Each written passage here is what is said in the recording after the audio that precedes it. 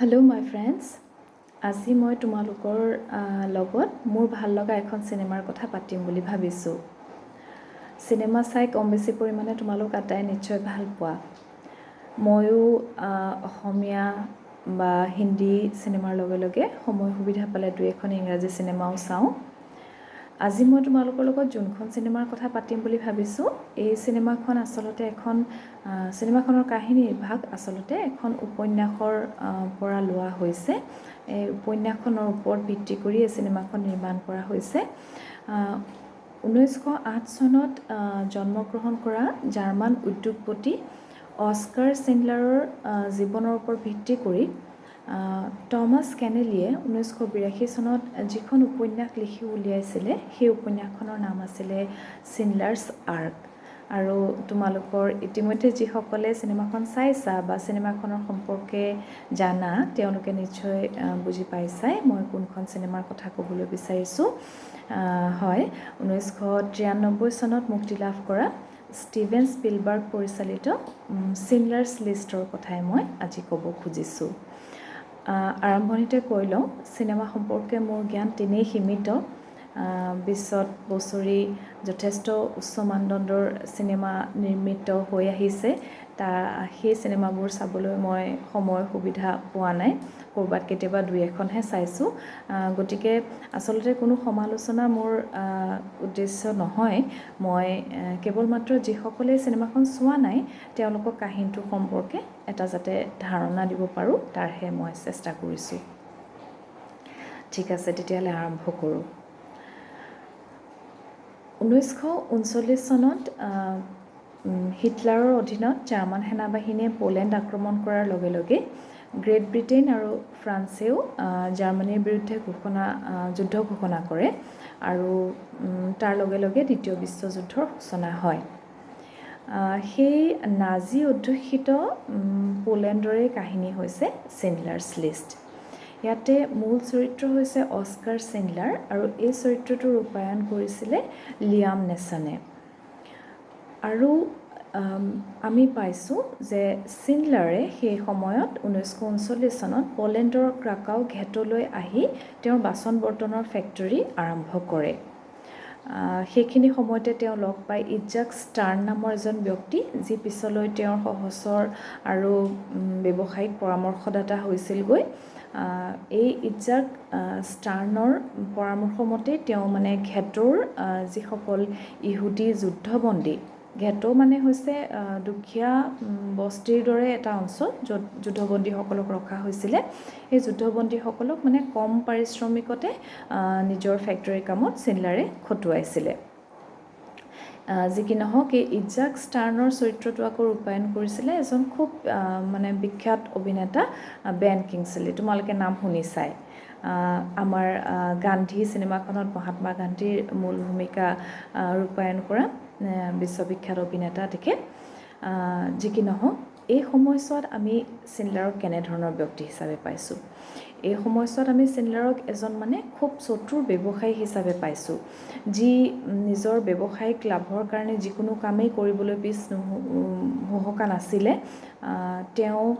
আছিলে এজন ৱুমেনাইজাৰ, নাৰী সংগপ্ৰিয় ব্যক্তি তেওঁ। আৰু তেওঁ নিজৰ ব্যৱসায়িক লাভৰ কাৰণেই নাজী বাহিনীৰো সদস্য হৈ লৈছিল আৰু লগতে তেওঁ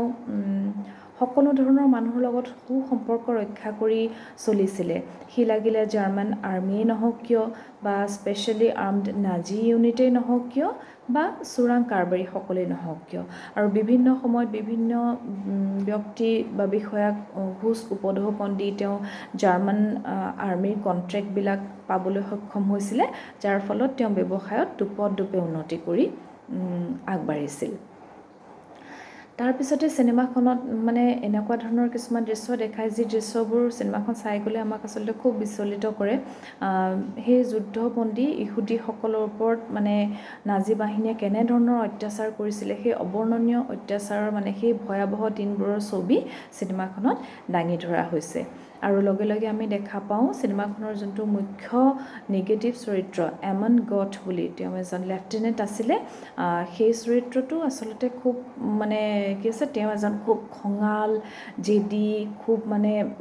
ভয় লগা দেখিলে ভয় লগা ধৰণৰ ব্যক্তি তেওঁ মানে ইহুদীসকলক তেওঁ চকু পাৰি দেখিব নোৱাৰিছিলে আৰু খুব অত্যাচাৰ কৰিছিলে এই মানে অত্যাচাৰ মানে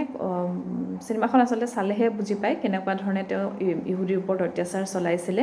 সেইখিনি সময়ত তেওঁ প্লাজাৰ মানে কনচেনট্ৰেশ্যন কেম্পটোৰ কনষ্ট্ৰাকশ্যনৰ কামতো জড়িত আছিলে কনচেনট্ৰেশ্যন কেম্প বুলি ক'লে বুজি পোৱাই নিশ্চয় য'ত মানে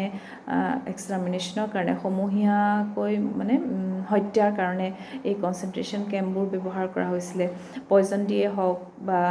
কেতিয়াবা জ্বলাই পুৰিয়ে হওক কিয় এই যুদ্ধবন্দীসকলক মাৰি পেলোৱা হয়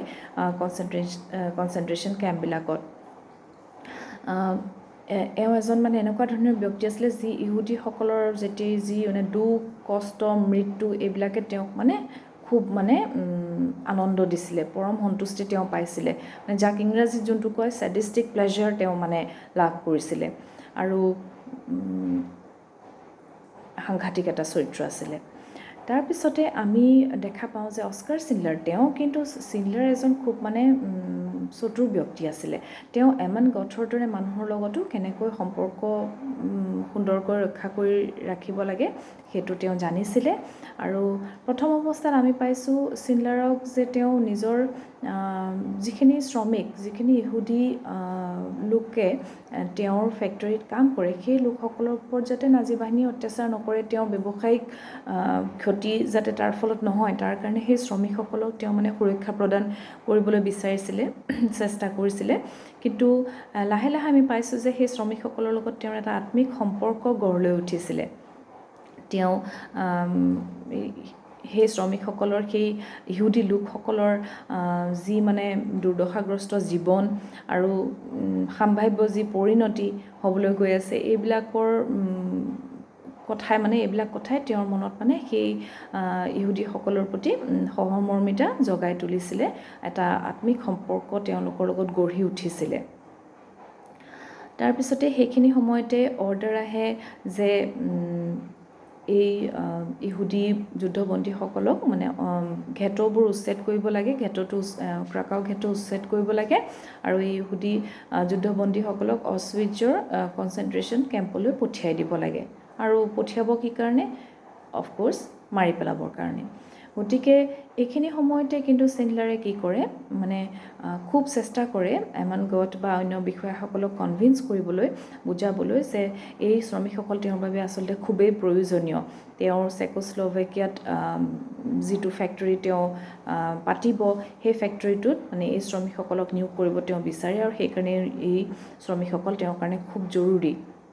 যিকোনো মূল্যৰ বিনিময়ত তেওঁ শ্ৰমিকসকলক ৰাখিব বিচাৰে কিন্তু আচলতে তেওঁ যিকোনো মূল্যৰ বিনিময়ত এই শ্ৰমিকসকলৰ জীৱন কিনিব বিচাৰিছিলে আৰু সেই সময়ত ষ্টাৰ্ণৰ লগ লাগি তেওঁ এখন মানে তালিকা প্ৰস্তুত কৰি উলিয়ায় য'ত মানে এই প্ৰায় 1100 ইহুদী ব্যক্তিৰ নাম সন্নিৱিষ্ট কৰিছিলে আৰু এই লিষ্টখনকে এই তালিকাখনকে চিণ্ডলাৰ্ছ লিষ্ট বুলি কোৱা হয় যিখনক মানে চিনেমাত ষ্টাৰ্ণৰ ভাষাত দ্য লিষ্ট অফ লাইফ বুলি কোৱা হৈছে এনেদৰে তেওঁ লিষ্ট এখন তৈয়াৰ কৰি উলিয়ায় আৰু সেই ইহুদী বন্দীসকলৰ যাতে জীৱন ৰক্ষা পৰে তাৰ ব্যৱস্থা কৰে তাৰপিছতে আমি দেখিছোঁ এটা চিন য'ত মানে ৰেড আৰ্মিৰ পৰা বাচিবলৈ যেতিয়া জাৰ্মানীৰ পতন আসন্ন হৈ পৰিছে আৰু ৰেড আৰ্মিৰ পৰা বাচিবৰ কাৰণে এতিয়া চিণ্ডলাৰৰ নিজেই পলাবলগীয়া হয় তাৰ পৰা সেইখিনি সময়ত তেওঁ সেই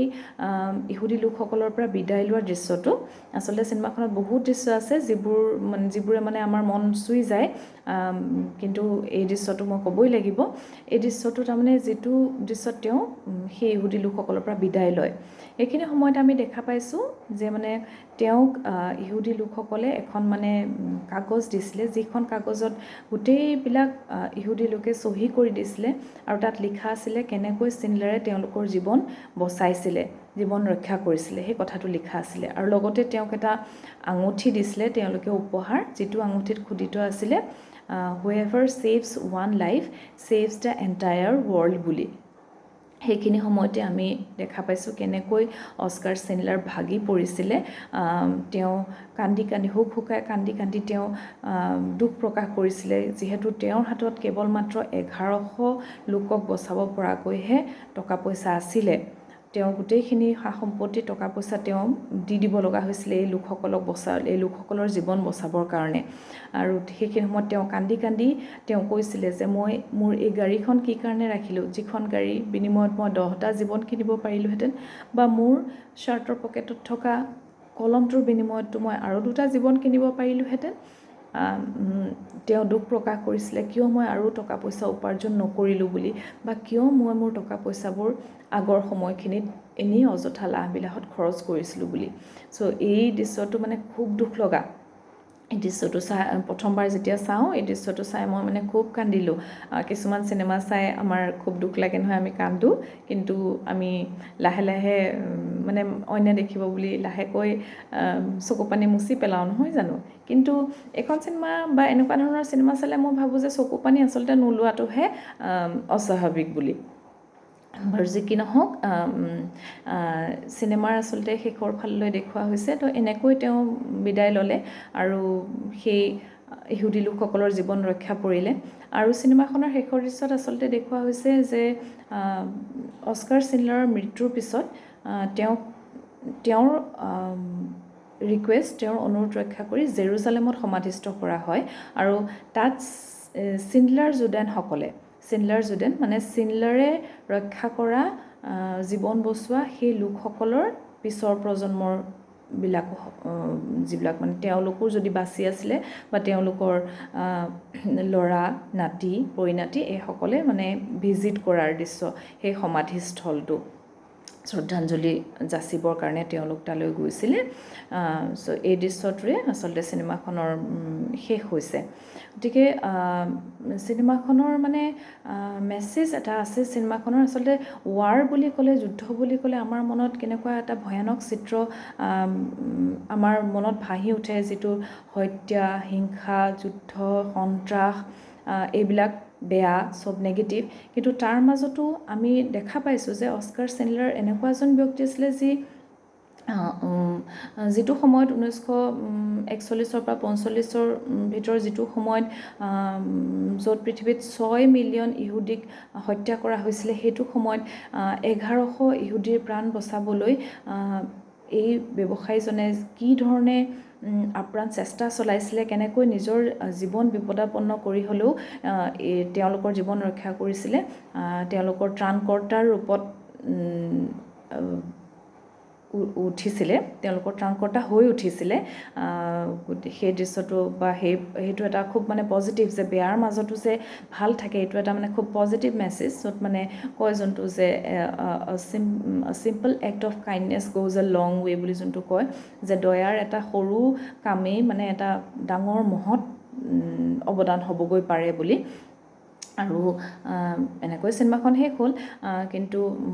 জানিবলৈ পোৱা মতে অস্কাৰ চিনলাৰ যিটো সমাধিস্থল জেৰুজালেমত আছে তাত এতিয়াও মানে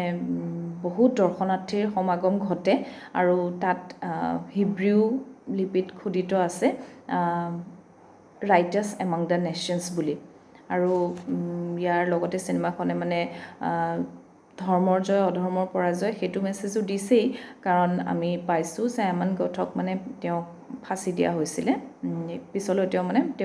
তেওঁক ফাঁচি দিয়া হয় তেওঁ মৃত্যুবৰণ কৰিব লগা হয় তেওঁৰ কৰ্মৰ ফল তেওঁ পায় আৰু এইটোৱেই হৈছে চিনেমাখনৰ কাহিনীটো মোটামুটি আৰু আচলতে 3 ঘণ্টাৰ ওপৰৰ এখন চিনেমাৰ কাহিনীটো 10 মিনিটৰ এটা ভিডিঅ'ত গোটেইখিনি কথা কোৱাটো সম্ভৱ নহয় বহুত কথা মই চাগে থাকি গ'ল ক'বলৈ বহুত ইম্পৰ্টেণ্ট কথা চাগৈ মই ক'ব নোৱাৰিলোঁ বা এই মুহূৰ্তত মোৰ মনলৈ অহা নাই গতিকে যদি মোৰ কিবা ভুল হৈছে মই ক্ষমা প্ৰাৰ্থী আৰু যদি কোনোবাই চিনেমাখন ইতিমধ্যে চাইছা তেতিয়াহ'লে তোমালোকে কমেণ্ট বক্সত কমেণ্ট কৰিবাচোন 2-এটা কমেণ্ট দেখিলে কেতিয়াবা মনটো ভাল লাগে আমি পুনৰ লগ পাম আৰু বেলেগ কথা পাতিম তেতিয়ালৈকে ষ্টে ছেফ বাই